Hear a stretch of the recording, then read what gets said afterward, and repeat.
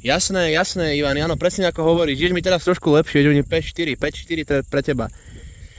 Áno, presne ako hovoríš, to podržať som, ja som na takej lúke, nad červeným kameňom, nie konkrétne v dedine, lúka. Na takej peknej lúke a sme tu na stanovačke. OM4 ATT, OM2 AT, Sportable. No ty si sa mi tiež zlepšil, 55 teraz, 55 až 56. OM2 ATS, OM4 ATT.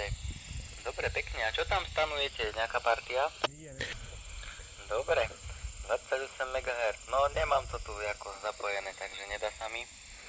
Ale chystám sa zajtra k frajerke na chalupu, takže zajtra na večer by to šlo, ak tam ešte kde si budete, alebo nevieme. No, počujem, akože máš tam také, no je to lepšie ofiltrované, ten hlas je taký užší, ale je to výraznejšie oveľa proti tomu analogu.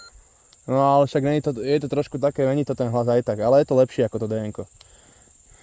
Jasne, dobre, poďme na FM. Roger. No, FM. FM je trošku horšia. No, je to zašumené. V tom digitále nepočujem ten šum v pozadí, tuto to počujem také dosť zašumené. No v tom digitálne máš aj silnejšiu moduláciu. Jednak aj to, ale nepočujem tam ten šum.